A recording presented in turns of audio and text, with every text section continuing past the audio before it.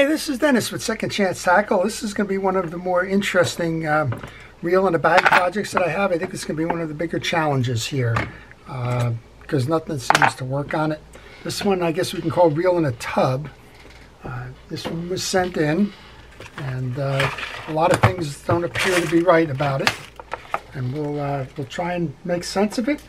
We'll try and see if we can repair it and give it a second chance again. So this is the Okuma Avenger AV 300L. When I crank it, well, it's not turning the spool in any regard. Let's tighten down the drag, see what we got. What we have, got something going on, but the spool's not moving. Oh, maybe a little bit. But that side's rough. And we've got parts in the bag here. So we're going to have to take this reel apart, go back to the blueprint on it, see what we can do to make this thing right. I'm always kind of curious when I get these things in. Folks tell me that all the parts are there, and then, well, they're not there. And it's only a matter of time. For example, here's one here. This thing should be screwed down, among other things. Where's the screws for that? So one of the things you want to do when you're trying to assess a reel in a bag project is go to the schematic. Take a look at the burst diagram for it. This one was available at mikesreelrepair.com. Take a look at the burst diagram, see what you can find and how it all matches up, and then you can go from there. So I'm noticing a couple of things that just don't seem right about this, but we're going to kind of look from the beginning here. Now, I've mentioned to the owner I found the click tab on this, but I did not find the click button, which goes on the outside. I was assured that was in here. Well, that's, unless it shows up someplace else, that's not going to be the case. But let's take this side off. Maybe it's hiding in here. Maybe it's inside the spool. I have to go back to ground zero when you do these kinds of things. And you just kind of have to start all over and see what you can find. This reel looks like it's had its share of fishing. That's a good thing. And I'm not quite sure why it got apart and how it got apart, but I do know that if it has any chance to do it again, well, I'm going to have to go back to the beginning, reset. All right, for example, I'm finding the nut cap, but I don't see the nut cap screw for the handle. And I was asked what's missing. Well, I guess we're going to have to start a list here. All right, we have a tension washer on the top. And in addition to doing that schematic and kind of going against that for a blueprint, take pictures along the way. That way, the ones that are on here, you'll at least have an idea of, well, where they belong and how to go from there. All right, so I'm looking on the back end, and it looks like we've got the right collar underneath the star adjuster. And I took that off. Now we can come back here and open up the rest of the case and see if this is intact or not. It seemed like the adjuster was all the way down, so that's never a good sign. There should be some play in that from a drag adjuster standpoint.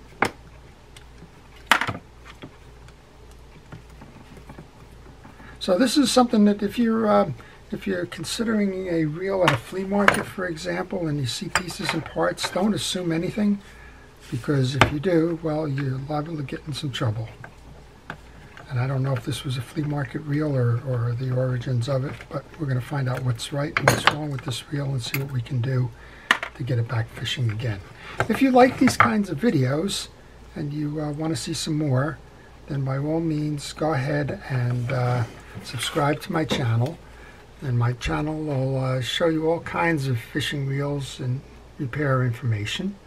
And everything is wrong in this reel. Other than that, it's in good condition. This reel shares a design with Shakespeare reels. And that's kind of unusual in that they're competitors. But I can just look from seeing it that there's more things wrong with this than there is right with it. But we'll go ahead and get that thing going the way it should be going. So let's get started here. Let me show you. I'm going to turn it off for a moment. I'll show you what the right boilerplate side should be for that, and then we'll come back and see what we can do to put this together. Okay, so this one comes off of a Shakespeare Tidewater, and even though there's some things that are a little bit different about it, others look identical. You can see the shape of the bridge plates. You can see on the bridge plate here that you only have one screw. This one is kind of proud here by 3/4 of an inch, and well, we'll just use the one or the other as a guidepost to that. But I think I know enough about this reel that I can take it apart with confidence. I do have the schematic here just to help, and we're going to see what we can do, and hopefully if we need some parts, maybe we can find those parts through a Tidewater piece, but who knows. Let's get started. We're going to take the 3 screws out of here now that we've removed the bottom. This is holding the bridge on. And if you've taken a reel apart, this is probably where you're going to get in trouble, because this one is kind of an unusual way to reset the reel.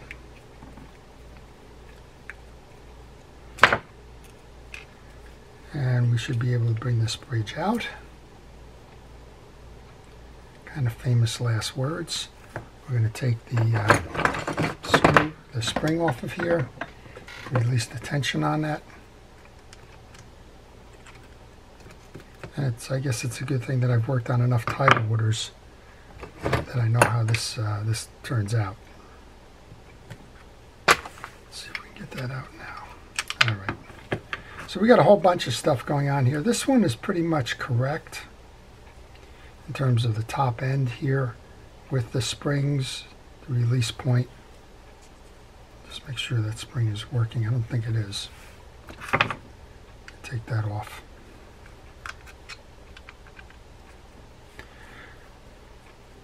So you have to get reference points when you're doing reel in the bag, or in this case reel in the bucket kind of work, because if you don't have those reference points, what happens is you kind of lose contact with what the reel is and how that reel came apart, and then you're kind of searching, right? You're just kind of going on instinct.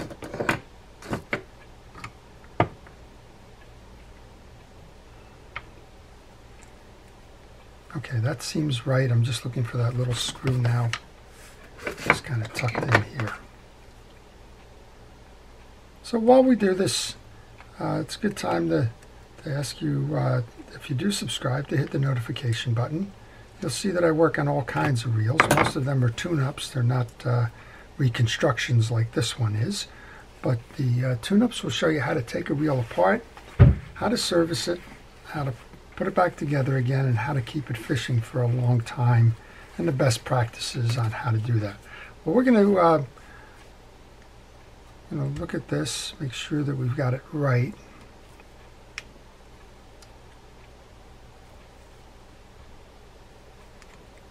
It's catching, but I don't know. It's probably a... I'm going to go back to that prototype. That's not very helpful.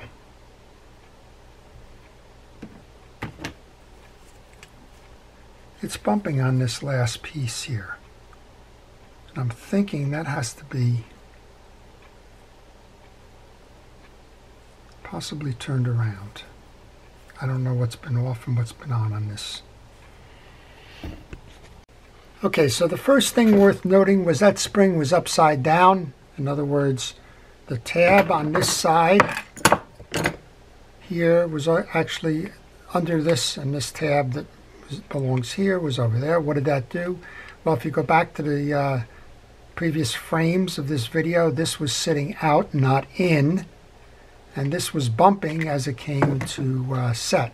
Now you can see it's a much smoother operation. There's no bend or bump, and the throw is doing what the throw should be doing. Okay, I had to take my glove off, right? You always hear the gloves came off now, right? Okay, I know this presentation is getting a little disjointed because, well, the reel's disjointed. We had a proud setting on the bridge plate. That's because the bushing was not seated into there. It was sitting proud of that. We had to reinstall the bushing. Now we can go ahead and set up the main gear. We do that by taking the gear shaft first. Then you need the anti-reverse click ratchet, and that's got a rectangle on it, so it's going to sit firm to the back of the shaft. Then I'm reading off of the schematic now. We have a washer that goes next. Then we have the main gear, and I've taken the time to clean the main gear and put grease on it. Then we want to install the drag stack. The first one has the larger hole in it that seats into the back. You'll notice that there's a shoulder on that main gear, and that's why you need the wider one on the back of it. First of the round or keyed washers, another drag washer. Then we take the one that's got the 2 points on it. That's called an eared washer, and that seats into the main gear. The last of the drag washers. Then we have our last of our keyed washers. Then we have a tension washer. Okay, that's your drag stack. Just looking, I think that we can put the bearing on that one as well. There's another washer. Yep, the other washer's on the back of the bearing. And then we have a little cap like this. And then all of that goes into the hold here, just like that. Well, you can see already that the assembly here is going to be a whole lot different than the assembly was when we took it off, because you now have the extension for the star adjuster to adjust those drag washers. We're going to put that back on to hold this assembly in place. That's important as you do this. Once that assembly is in place, now we have our 2 springs on. We can take the pinion and the yoke. We're going to put that in next. We're going to take the jack with the properly installed spring and the little screw that goes in there.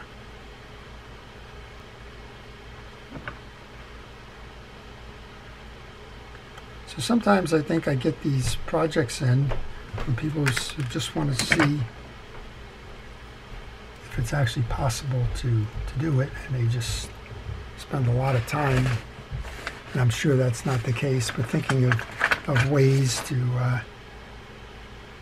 make me try and figure it out. But this one's okay because, as I mentioned, it follows the same setup as a Shakespeare. And I've worked on a lot of the Shakespeare tide waters. All right, that goes down next. Now we want to install the anti-reverse. That's the dog that we took off earlier. Okay, those of you playing around at home, trying to figure this out, probably noticed that I had the ratchet on backwards for the anti-reverse, so I just stopped the film, reversed it, and reset that ratchet properly. Here's your anti-reverse dog goes in next. That's on a little bit of a stud here.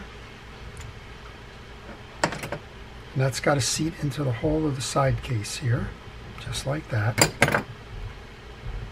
And then the spring for that anti-reverse dog runs up. Okay, once we do that, let's tie this down on the back side of this so it doesn't go anywhere. You'll notice we have all kinds of adjustments now because, well, the gear shaft is set properly.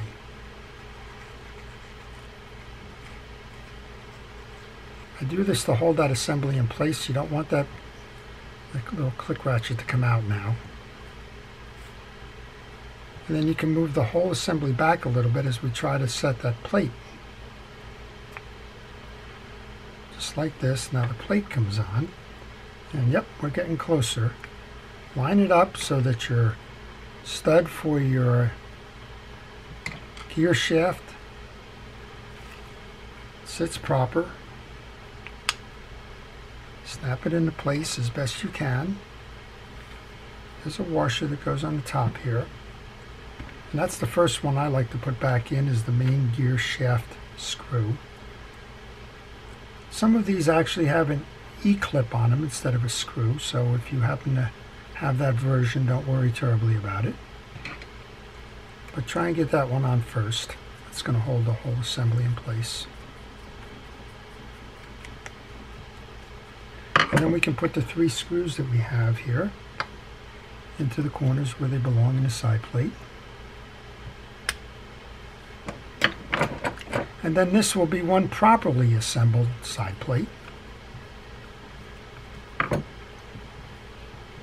And then we'll figure out what's going on with the rest of the reel here. So what did we notice so far? Well, we noticed a couple of things. We noticed that the spring on the eccentric was incorrect.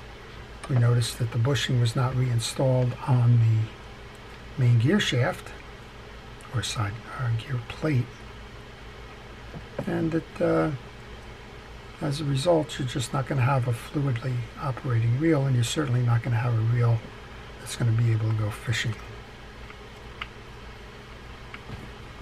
Alright, this is the third of the screws. There's just one little issue here, I think. There we go. I wanted to get that washer clean. And now if we turn this thing, we should have an operating reel. Look at that.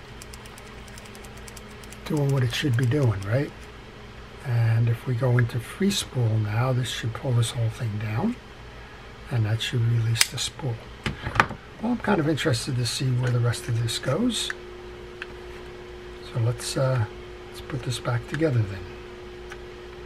We'll give it a test. I still don't know about that side plate. I'm told that we have a click button, but I'm not seeing a click button. I also should have a... Oh, we have to take this off. I think underneath here that wheel is wrong.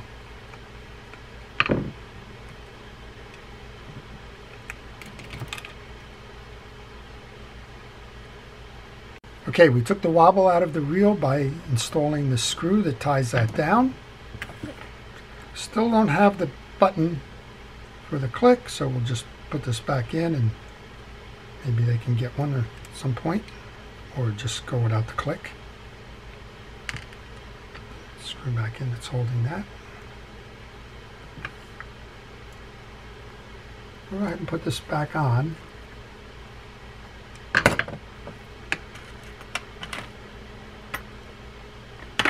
For now. There's a bar. This bar goes through here. It's the line guide bar. Seats into the case. Now the side plate goes on. And we have the side plate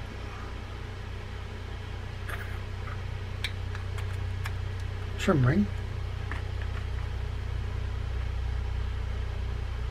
These are the side plate screws that came in a bag, so I'm going to assume those are the ones that belong on this side plate.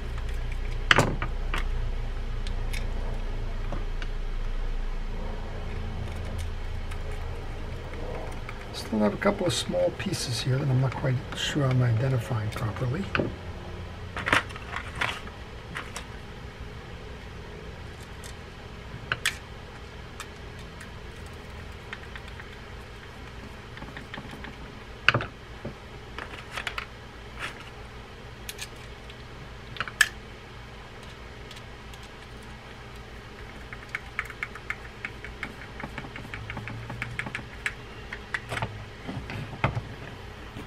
Okay, next up we loaded that bar that came through the side plate, and then I put the side plate on, screwed that down. Well, I guess we're getting close to the moment of truth here. Let's put a little bit of grease onto the shaft. We want to see if we got this thing running again. All right, we'll load that up. That handle hasn't been screwed on yet, that's okay. Okay, the seam on this is correct. There's a trim ring that would go next.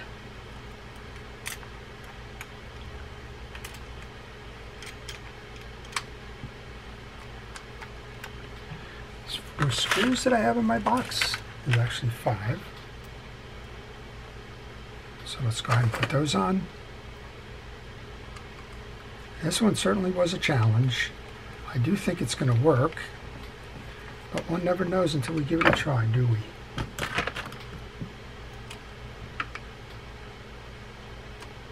I like to alternate the way that I put the screws, and I don't like to put them in a circular pattern. I like to keep equal tension on them as we go around, so I kind of skip.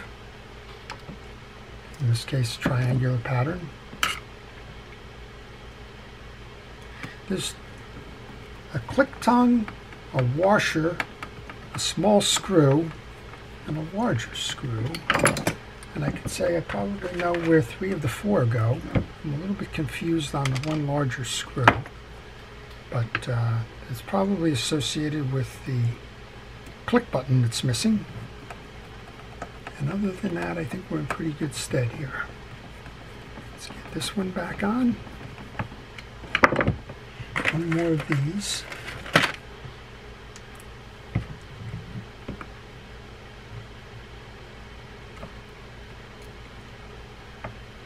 And we'll see what's happening here. Boy, there was enough things wrong with this one. Okay, handle. Oh, we have a little handle tension washer so that you don't back the nut off into that. Handle would go on next. Here's your handle nut. Let's tighten that down. Then we'll have our moment of truth. Tighten the handle nut down. Tighten the star drag down. Well, here's hoping. Well, there you go. We have a reel that's working again. Now this is over tightened. I can feel that already.